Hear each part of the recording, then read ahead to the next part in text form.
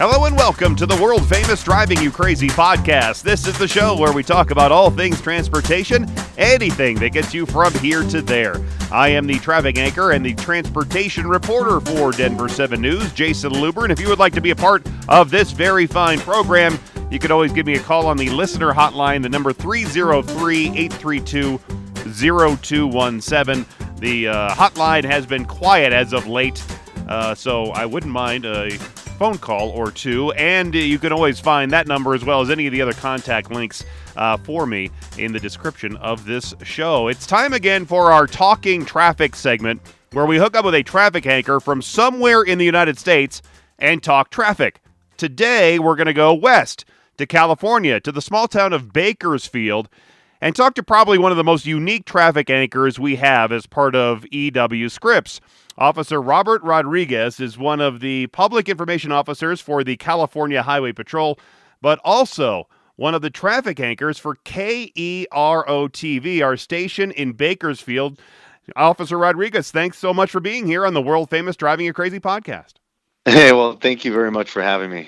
So, like I said, you are probably the most unique traffic guy of all the Scripps stations across the country because you are an officer and a traffic anchor. So I'll have some police questions for you coming up in just a bit. But first, I want to know about you, the broadcaster. How did you get started talking traffic on KERO TV?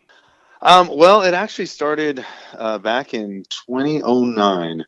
So that's when I became the public information officer. Well, I was actually assigned the public information officer for the Bakersfield CHP area. And at the time, the officer that was the public information officer at the time, he had been doing it for quite some time. And so he, who's ever is the PIO for the Bakersfield area, that you're going to do the traffic segment. And so, I kind of learned on the fly, I guess you could call it.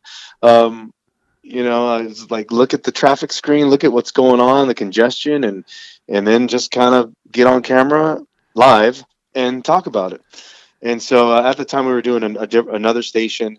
And then as time went on, we brought on KRO Channel 23 here in Bakersfield. So we were doing two stations in the morning at one time. And it was a little hectic. We now only do KRO Channel 23.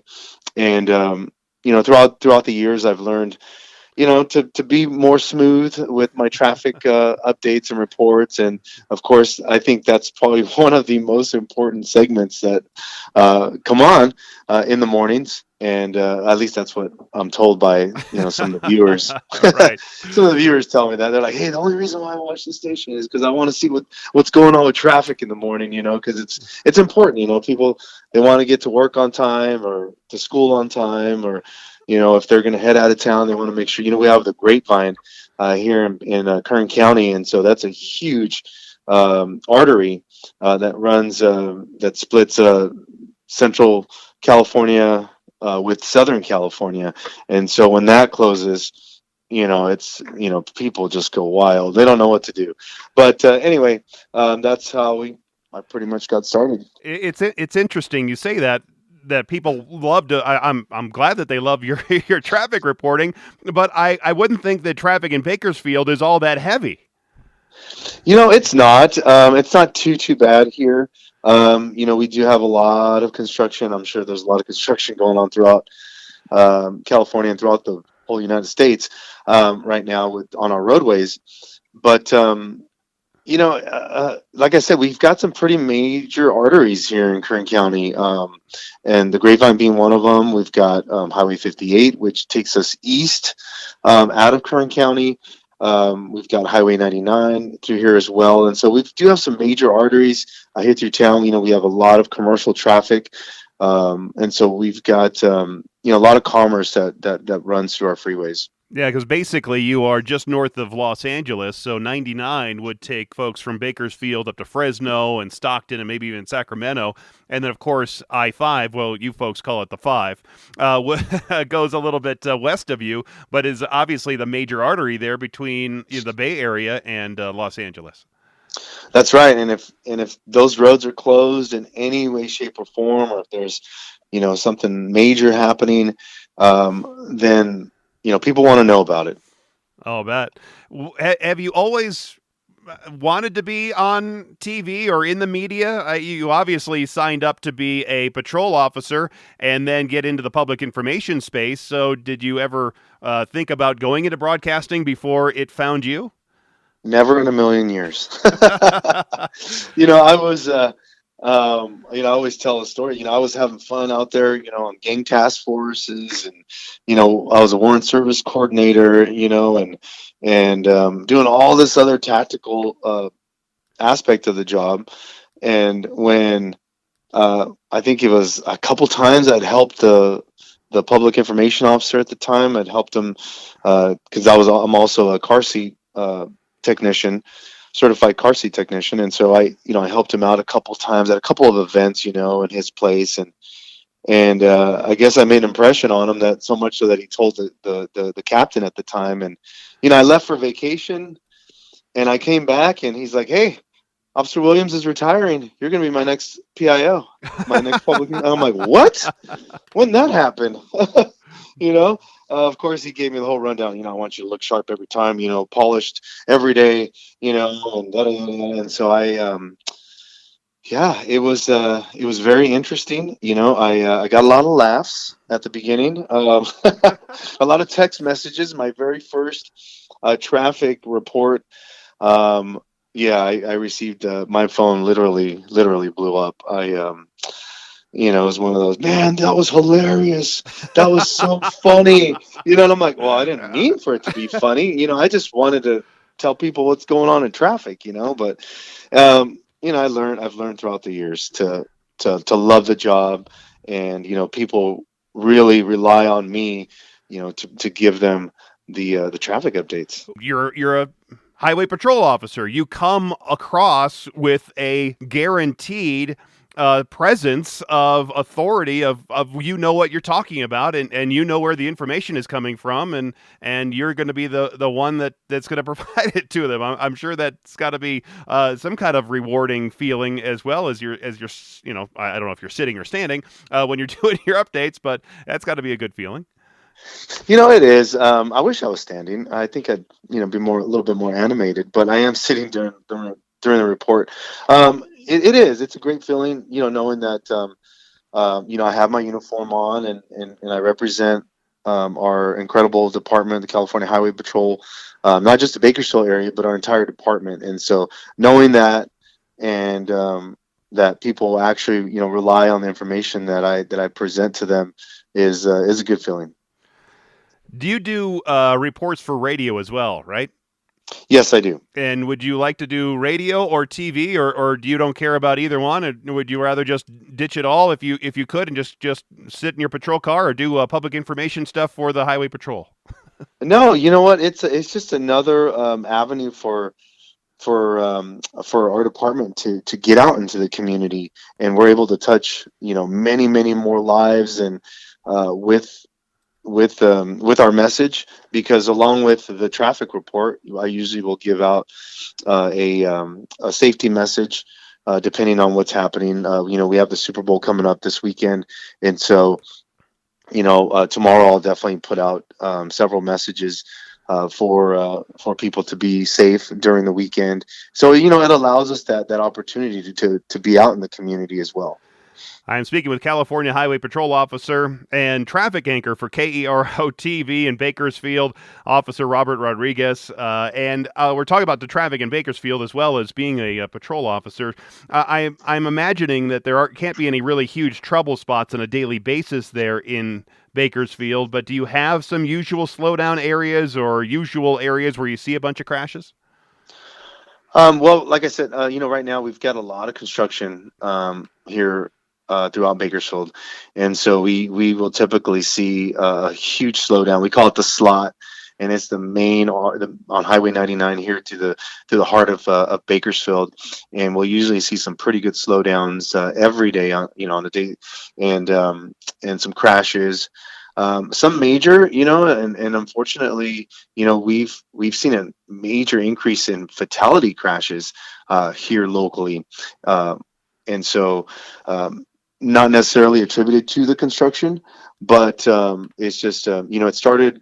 I think the upward trend started in 2020, and then it kind of went from 2020 to last year. We had 2020 we had 87 fatalities. Last year we had 89, and so this year we're not starting off too great either.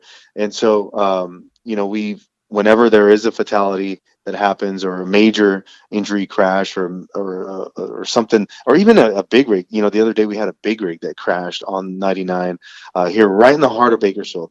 And so on the northbound side, then traffic was backed up for miles and miles. And of course, I'm getting all these phone calls. Hey, what's going on the 99? But we've had instances like that, similar to that, and it's just one little thing, one little thing could really stall traffic for miles. Oh, exactly. And I think that maybe you agree or disagree that part of the issue with more fatalities is that during the pandemic, starting in 2020, when there was the shutdown, lighter traffic, people felt comfortable going faster on some of the roadways because there weren't as many people out there, and there weren't as many officers patrolling some of those areas that they could get going a little bit faster. And so whenever I talk about crashes, especially during bad weather, one of the problems is people get comfortable with the conditions, and then their speed comes up, and then the violence of those crashes becomes much more apparent. So do you think that speeding is one of the bigger problems related to the fatalities? Oh, most definitely. Our number one reason why people crash, or primary collision factor here in Kern County and in Bakersfield for the CHP is speed. And you're right. During the pandemic, man, we were getting speeds 100 plus, multiple times here on the 99. We've got a lot of open areas, a lot of county roads. Here, a lot of 2-lane roadways through Bakersfield and Kern County, and so yes, people were kicking it up quite a bit, and not just in your zippity cars, but they were in their minivans, their family vehicles, pickup trucks, whatever it was, that vehicle was cooking. And so yes, our number one cause for crashes here in Bakersfield is speed. What do you think is worse, speeding or distracted driving? Yeesh. Well, I think they're both can be very, very, very dangerous and very deadly. Like I said, number one collision factor is speed. For distracted driving, we will typically label that as a secondary collision factor.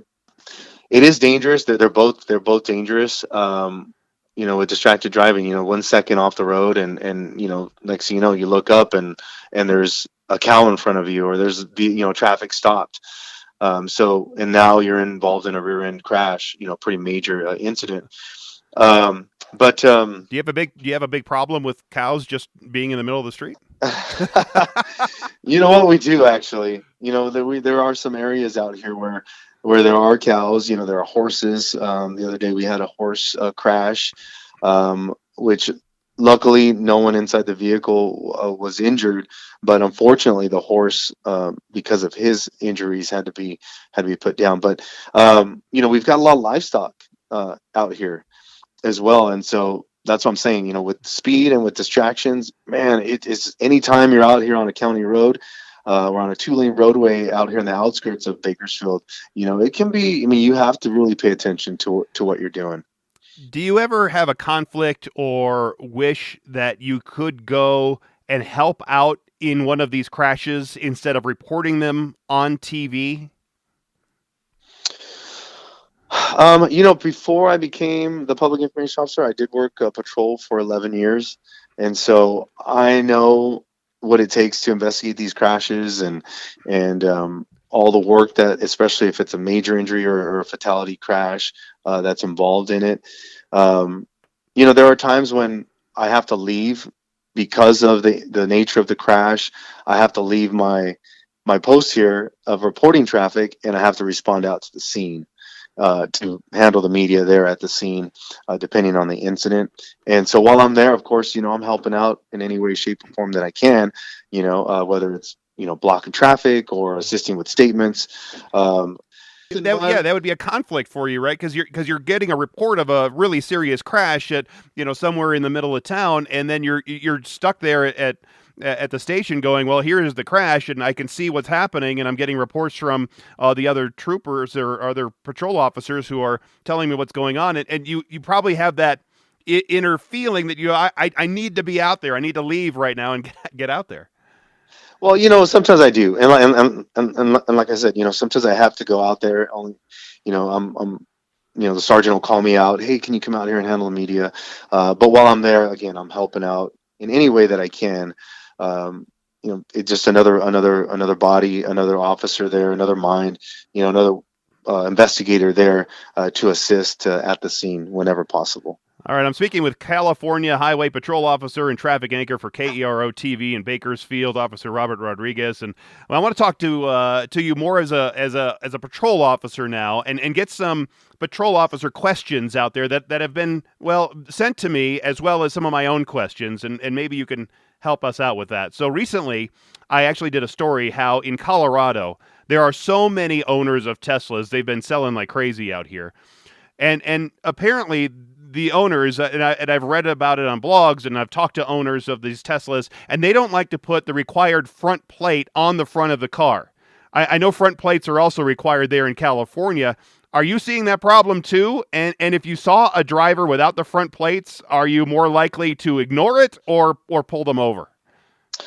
Well, you are here in the state of California. You are required to install your front plate. Yes, we do get a lot of people that whether it's a Tesla or whether it's a Camaro or a Corvette, whatever other vehicle that looks. Oh, I think it looks so cool without the front plate, right? And the front plate just kind of is a downer. But it is California state law that they have to install that plate. I know some people will be like, oh, but I just it's just a front plate. Yeah, but it gives me probable cause to initiate a traffic stop on that vehicle.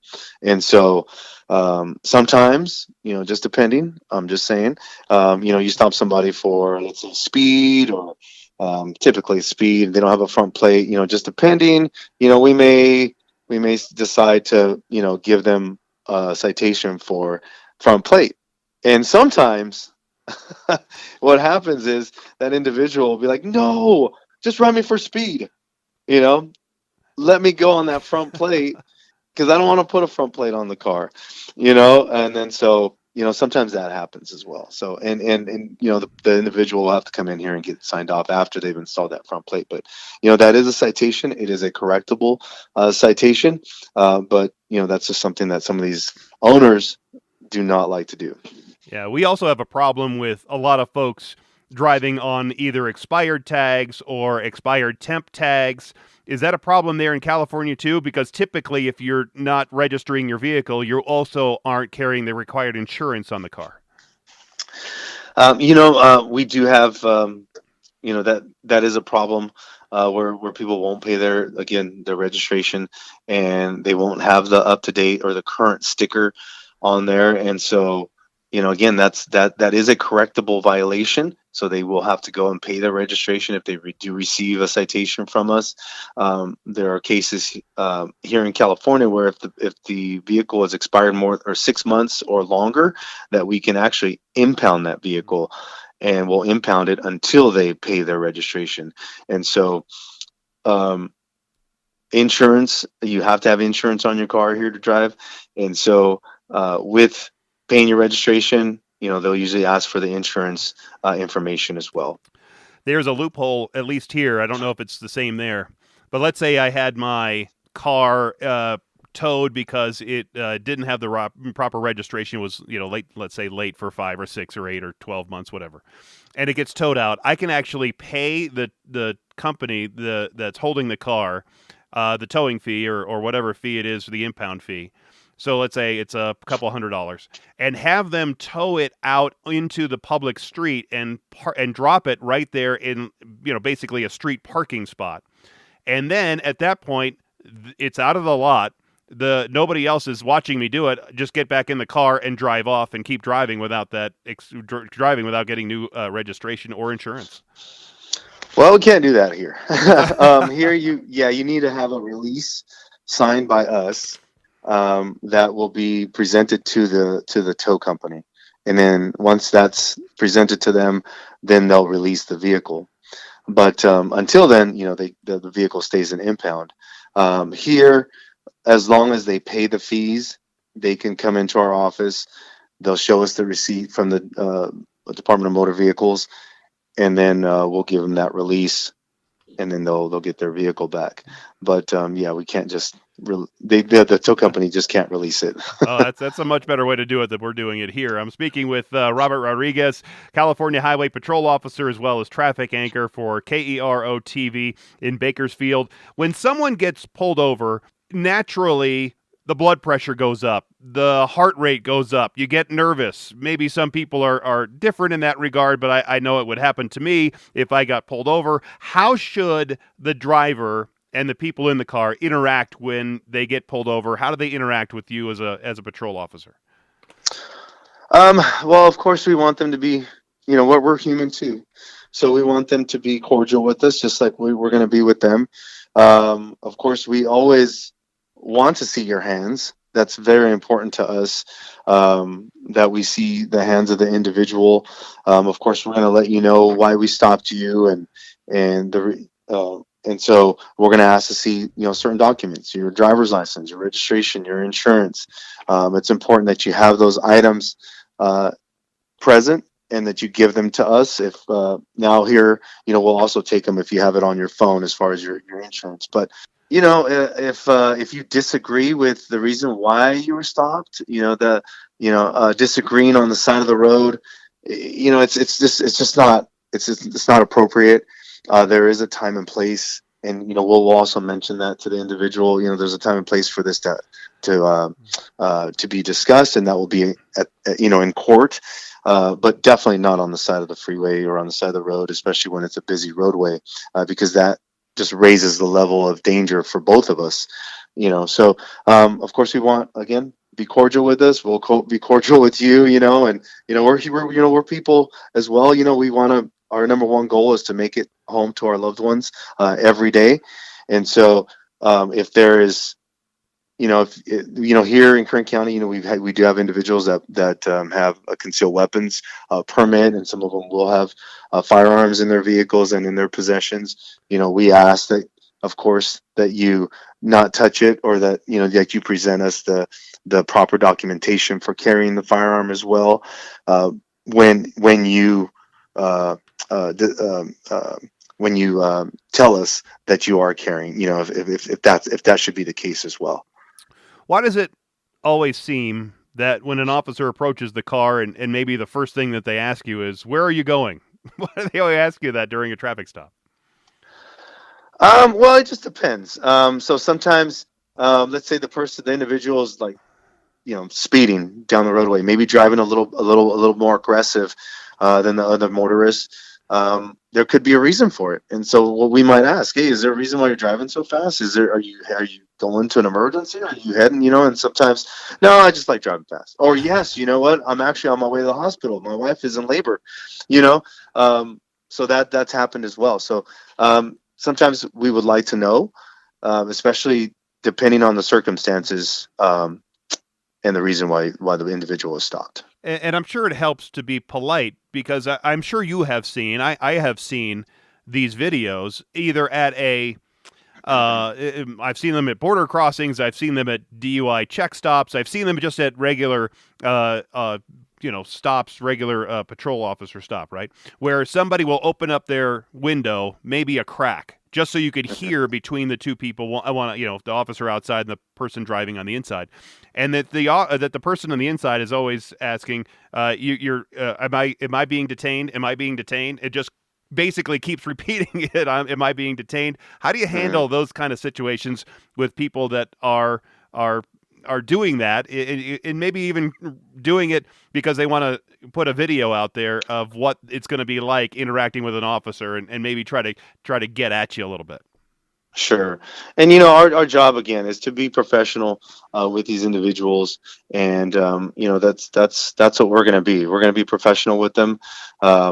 Yeah, it's very nerve-wracking whenever something like that does happen. Of course, as an officer, it makes all of your senses, just heighten that much more whenever a situation like that does happen. We'll usually call for our supervisor to arrive on scene as well, because we want this interaction. We want to conduct our business. We have work that we have to do as well. And once we conduct our business and we're finished with our business, then the individual will usually be free to go.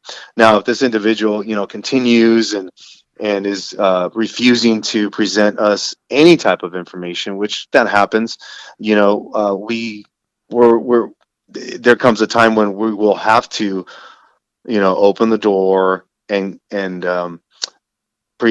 then we'll have to take the individual into custody in order to present him in front of a magistrate, because we need to find out who this individual is as well. So sometimes it's just, it's always better just to, what, here's my driver's license, here's my information. If you don't want to talk to us in any way, shape, or form, you don't want to answer a question, that's fine. Just give us your information. We'll take care of our business, our side of the business that has to be done. We'll give you the information, your information back, sign the citation or whatever it is that whatever business we have, and then you're free to go. So basically, it helps to be polite and have a good attitude, because I would imagine that you as an officer probably have a fair amount of discretion on how that interaction goes, whether you decide if it's going well that maybe you're just going to give a warning, or if it's not, then you're just going to go ahead and give them everything that you can. Well, we can only give them so much, as far as, if they've violated the speed law. Of course, we're going to write you a citation for speeding or what have you. But it's always, in their best interest to be polite. Like I said, we're human as well. There are cases where the officer, maybe he or she is on their way to a call, and then perhaps, they just want to talk to you just to say, hey, can you please slow it down, sir or ma'am, or hey, that was an unsafe lane change you just did back there, can you please pay more attention to your driving, and that sort of thing. But sometimes individuals, unfortunately, they'll kind of raise up the stakes with some of the conversation that they present us. And so, we don't write attitude tickets, but it's always helpful if the individual is polite. But you're human. You probably, I mean, wouldn't mind writing an attitude ticket occasionally. Well, we're not gonna go down that road and say, oh, you have a bad attitude, I'm gonna write you a ticket, But usually the officers, he or she has already made up their mind if that individual is going to get a citation prior to even walking up to the car. And so, but there have been cases where the individual has, depending on what their story is, because there's people that, you talk to them and, man, they're a funny story, you're like, wow, you know what, man, you just made my day. I'm gonna let you off with a verbal warning, and you have a great day and just be safe out there, and send them on their way. And I'm sure those people will obviously appreciate it. I'm speaking with Officer Robert Rodriguez, Highway Patrol from California, as well as a traffic anchor for KERO TV in Bakersfield. Take us through what it's like for you as you pull over somebody who might be suspected of driving under the influence, because that has to have its own set of challenges as well, because you're dealing with somebody who might have been drinking or been on drugs, and so the person is obviously in a certain state of mind, and it's got to be a little bit dangerous, or maybe it's not, from your perspective. Take me through that process, what it's like when you pull somebody over for suspected DUI. Sure. So whenever we suspect that someone is driving out of the norm, maybe they're weaving in and out of traffic, maybe they're slowing, stopping, whatever it is, we initiate a stop on this individual. We're going to make contact with them, and we're going to identify any symptoms that, whether it's the odor of alcohol, or if it's, the red watery eyes, we're going to identify those symptoms on that individual.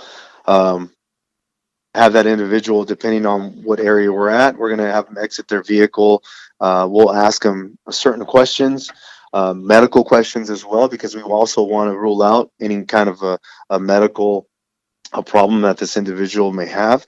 And then we'll go ahead into our DUI investigation. And so that'll include um, field sobriety tests there on the side of the road, or if we're in a parking lot. And then based on the totality of the circumstances, then we'll determine whether, in our opinion, that individual is under the influence of alcohol, and continuing to drive a motor vehicle would be unsafe, not only for the individual driving, but also for the motoring public. And so we'll take that individual off the roadway. So whether it's alcohol or drugs, that's again, that's based on whatever signs and symptoms that the officer notices upon contact. I've always heard, though, at least from lawyers, that you shouldn't, if you do get pulled over for a suspected DUI, ever submit to the field sobriety test, because at that point, the officer has basically already made up their mind and is just trying to collect more evidence to use in court against the person. Well, I mean, we will have them do field sobriety tests. We'll instruct them, and then we'll first give them instructions on how to conduct them. If there have been cases where the person just flat out refuses to do them, which is fine. Here in the state of California, after you're placed under arrest, then you have to submit to a chemical test, and so we'll give you a breath test or a blood test, and it's the choice of the arrestee, and they have to submit to one of those. If they've refused to submit to a chemical test, just depending on the severity of the case. So here in the state of California, if you refuse to submit to a chemical test, your license will automatically be suspended for at least a year. Okay, yeah, because I think that's the same thing in Colorado. I think it's the same in most states where you would get your license suspended for a certain time, but maybe that's a better option for some folks than trying to submit to the chemical test, because they might know that they're guilty, or at least don't want to find out if they are. Right, and then so the other avenue I was going to go down is depending on the type of case. So let's say this individual is involved in a crash, and now they're refusing. So that's an avenue we'll have to take, where we go to we'll request a warrant be issued for the person's blood, and so we'll do what's called a forced blood draw on that individual, and so we'll take your blood from you, and then submit that as evidence. Yeah, there's really no point in asking you how a person who's been pulled over for a DUI handle the situation, because if they don't really care about getting behind the wheel when they've been drinking, or if they've been using drugs, then they really don't care about what the interaction is going to be like with you. And sometimes that's the case. Sometimes these individuals, they've been arrested, multiple times, and it's really sad, to see. And they clearly, have a problem, a drinking problem or a drug problem. And so this individual should not be driving a car, because, again, we've seen so many tragedies. I've seen so many tragedies on the roadways where people have been severely injured or killed, especially when there's multiple offenders. I'm going to shift gears a little bit and ask you this question. We hear the words either accident or crash or wreck. Mm-hmm. Do you say on TV when you're broadcasting, do you say accident, or do you say crash or wreck? What do you say? I say crash. Okay. So are you under the same impression that I am, that it's not an accident until you know intent? No, a crash could be a crash is preventable. An accident is not preventable. So an accident, here we have a roadway. It's a 2-lane roadway, and it's a canyon. And we call it it's Highway 178 to the Kern River Canyon, and so it's a pretty narrow roadway, and so we have a lot of boulders that fall onto the roadway, because the mountainside goes up, and then we have this sign at the entrance of the canyon where it shows. It's kind of crazy, but it shows like a little cow falling off the side of the mountainside, right? And so the way I explain it is, so you're driving down the road, and and next thing you know, a cow is falling from the sky, right? And it hits your car. Okay, so that would be considered an accident because it was completely out of your control. There was nothing you could do. The cow just, fell on the hood of your car, and luckily you weren't hurt. But man, destroyed your car, and that would be considered an accident. Okay. Yeah, because I've had that discussion with folks because we around here during the snowy times and when you have bad weather, that the departments, whether the sheriff's department, police departments, get overwhelmed with calls, they go on what we call accident alert.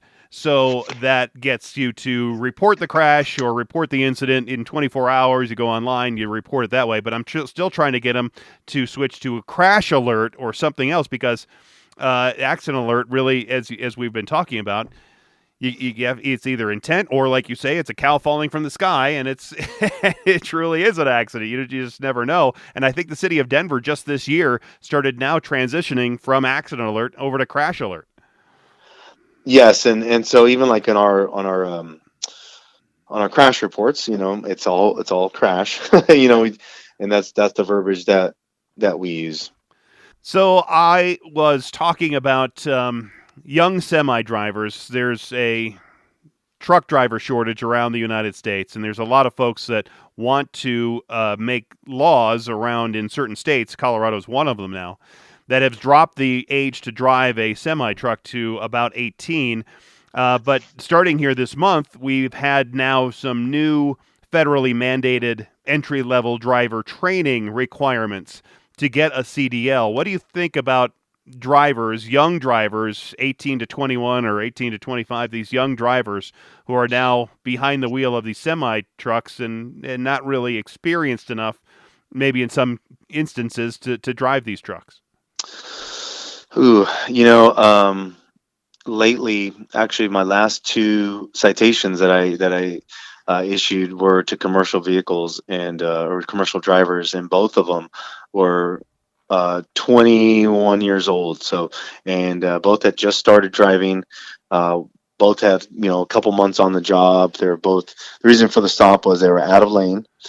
Here they have to be in the right two lanes or in the right lane, depending on how many lanes of traffic there are, and then they have to drive at 55 miles an hour because if they're towing another vehicle, and so, or I'm sorry, if they're in tow or a combination of vehicles, and so they're both in the fast lane, and they're both driving in excess of the 55 miles an hour, and so that's the reason why I stopped both of them. And I think it just depends on the maturity of the driver too, and their experience.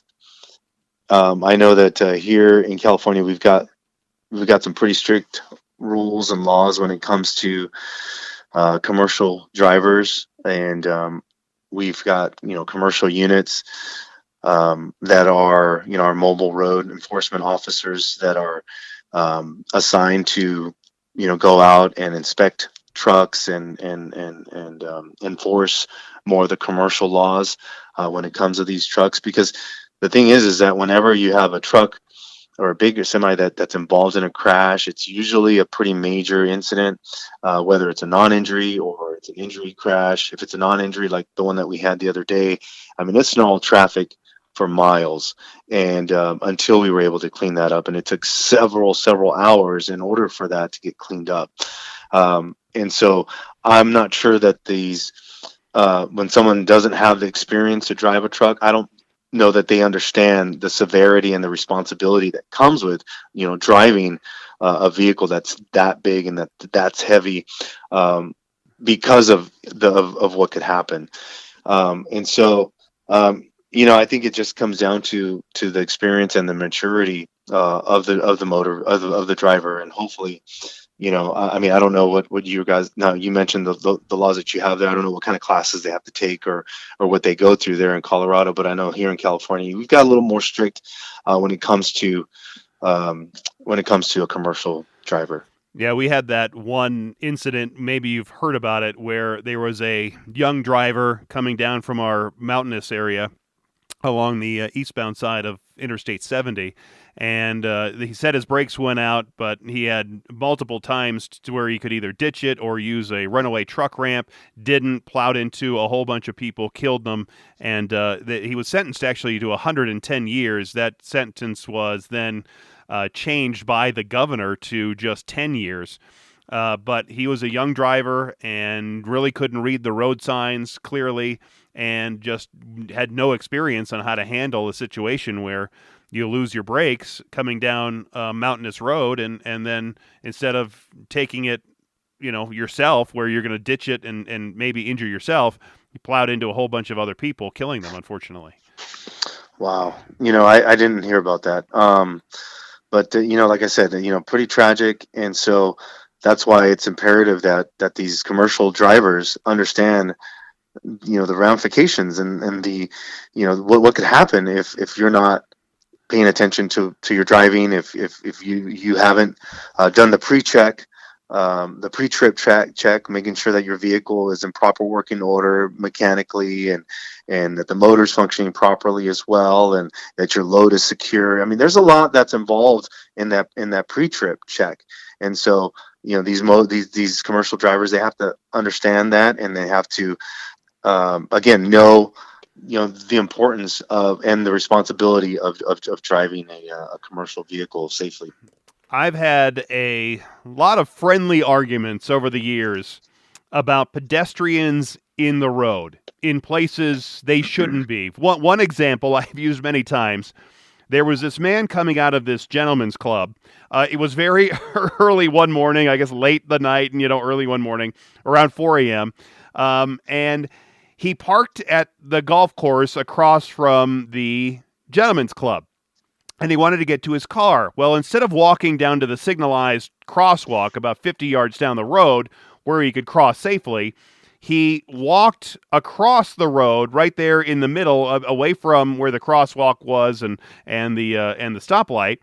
And it was a pretty large man, and it matters because there was somebody who was in his just regular work truck, pickup truck, going to work early in the morning, and he didn't see that or expect to see this pedestrian in the middle of the road, hits this guy, it crashes. I mean, the whole front of his truck was smashed. The man was actually in pretty decent shape, bruised up and banged up, but really not injured all that badly. Thankfully, not too seriously. But the man in the pickup had wrecked truck. He was faced with a prospect of having to get his truck repaired, replaced, losing work for that day and probably many days, if not for weeks, and was shaken up, obviously, after running into a man walking across the street. But my anti-car friends argue that there is no situation, even in that one, where a pedestrian is ever at fault. In every situation, they say it's the fault of the driver or in the way the infrastructure is designed, that the road was too wide, the speed limit was too high, or there are cars on the road in the first place when there shouldn't be cars on the road. It should only be for people on bikes and people walking around, or buses or trains or whatever. But in the eyes of the law, what would be the liability of pedestrians like that and the safety for pedestrians like that? Yeah, that's a huge issue that we have here in Bakersfield and Kern County is pedestrians safety. And so, first of all, of course, pedestrians and motorists, they both share a responsibility, and that's to ensure the safety of one another. And so, of course, as a motorist, you want to be vigilant, whenever you are traveling, especially in neighborhoods where that there are an increased amount of pedestrians. And then, of course, as you're a pedestrian, you want to ensure that you're using the crosswalks, that you're not crossing in between cars, and that if you're going to walk at night, that you're wearing your reflective clothing. But we have here in Bakersfield, we've had a lot or several pedestrian fatalities where they're crossing the freeway. And so as a motorist, you don't expect to see that pedestrian out there on the freeway, because it's a freeway. You're traveling at speeds, 60 to 75 miles an hour on the freeway. And so, yes, whenever the pedestrian is crossing outside of the crosswalk and, they're running out, in traffic, or they're walking out in traffic and they get hit, the law says that the pedestrian has to be in a crosswalk, whether it's marked or it's an unmarked crosswalk, not in between, like I said, cars or crossing the freeway. And so in a situation like that, we have to place the pedestrian at fault in that situation. Why are these people crossing the freeway? Aren't there better spots to do that, or what's on one side that they have to get to the other side? Well, we have a good amount of homeless population, unfortunately, here and so we do have a team that goes out and will assist Caltrans or with cleaning up, some of these encampments that are on the freeway or in between the fence line to fence line on the freeway. And so sometimes these individuals they want to cross, they want to get to their encampment, or they want to go visit somebody. And so rather than taking, the proper route, city, streets, sidewalks, they'll just cross the freeway. And so unfortunately, we've had our fair share of pedestrian fatalities out here. It's got to be similar, though, with bikes, too, because I hear a lot of people complaining about bikes in the road outside of bike lanes who are riding between cars and are running red lights and don't really follow the rules of the road.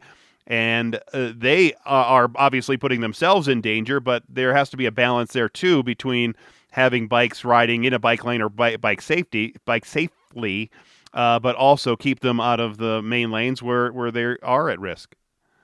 That's right. We have the same issue. Or cyclists, riding on the wrong side of the road. So again, it's a shared responsibility, and so we want our motorists and our cyclists to, of course, share the roadway. If there is no bike lane, we ask that the cyclist will have to ride on the right side of the road, close to the right roadway edge as possible, riding with traffic. It just depends on some of these neighborhoods that we have here in Bakersfield and within our jurisdiction. We've had our fair share of cyclists that have been hit because they are, just crossing or running red lights or running stop signs. And so, the cyclists, they have to abide by the traffic laws. And so if the light's red at an intersection, that cyclist has to stop for that light. If there's a stop sign, they have to stop for that posted stop sign. There's hand signals as well that cyclists need to use as well. If they're going to make if they're going to turn or if they're going to stop and that sort of thing. And of course, that'll all help out, with sharing the road. And so we're hoping that, the motorists and the cyclists will, see each other while this is going on. But again, that is an issue that we have here as well. And do you have an issue with those little two-wheel scooters, those electric deals that are in some cities? Not so much here. There's, believe it or not, we've got certain neighborhoods that will have golf carts parties. Right. And so golf carts, they'll go out in their golf carts and, ride around neighborhoods, and they'll drink and ride and stuff. And they'll have their little water gun fights. And, it's all fun and games until somebody gets hurt. And then when they get hurt or they get hit by a car and they're in their golf carts, then it becomes an issue and a problem. And so we've gone out and tried to educate, these communities. And it's like, hey, look, you can't have these huge golf cart parties that you have out here, especially on the roadways, public street, because now it becomes a liability. Not only that, but it's a dangerous situation for, because there's like several kids that are in these things. And so, they all pile up and then they ride and then they mess around. And then unfortunately, several of them have gotten hurt. Sounds like that retirement city there in Florida, north of Orlando, called the Villages, where all the old folks are driving around in golf carts all day.